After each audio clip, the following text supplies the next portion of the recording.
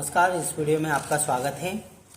आइए मोलरता और मोलरता में अंतर स्पष्ट कीजिए। इस महत्वपूर्ण प्रश्न को हम जानें।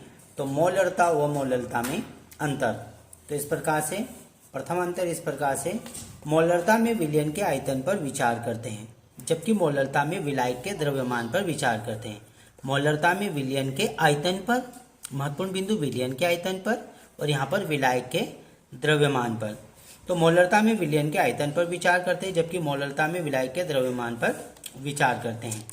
दूसरा अंतर इस प्रकार से, मोलरता किसी विलयन के 1 लीटर में घुले विलेय पदार्थ के मोलों की संख्या, संक्षिप्त में कह सकते हैं 1 लीटर में घुले विलेय पदार्थ के मोलों की संख्या को उसकी मोलरता कहते हैं। जबकि इसे हम इस प्रकार से कह सकते हैं, मोलरता को 1000 ग्राम विलायक में घुले विलेय पदार्थ के मोलों की संख्या उसकी मोलरता कहलाती है। तो 1 लीटर में घुले विलेय पदार्थ के मोलों की संख्या मोलरता, जबकि 1000 ग्राम विलायक में घुले विलेय पदार्थ के मोलों की संख्या को उसकी मोलरता कहते हैं।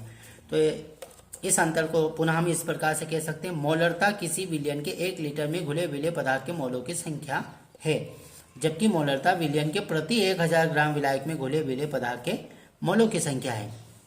आइए अगले अंतर को हम जानें। तो मोलरता में विलायक के भार का कोई महत्व नहीं होता है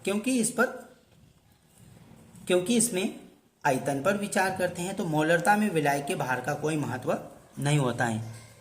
मोलरता में विलयन के आयतन का कोई महत्व नहीं होता है। आयतन का कोई महत्व नहीं होता है क्योंकि मोलरता में द्रव्यमान पर विचार करते हैं। तो मोलरता में विलयन के आयतन का कोई महत्व नहीं होता है। अगला अंतर इस प्रकार से, इसे कैपिटल M द्वारा प्रदर्शित करते हैं और इसे स्मॉल m द्वारा प्रदर्शित करते हैं। मोलरता को स्मॉल m द्वारा प्रदर्शित करते हैं जबकि मोलरता को कैपिटल M द्वारा प्रदर्शित करते हैं। इस प्रकार से हमने मोलरता और मोलरता में अंतर जाना। Thank you.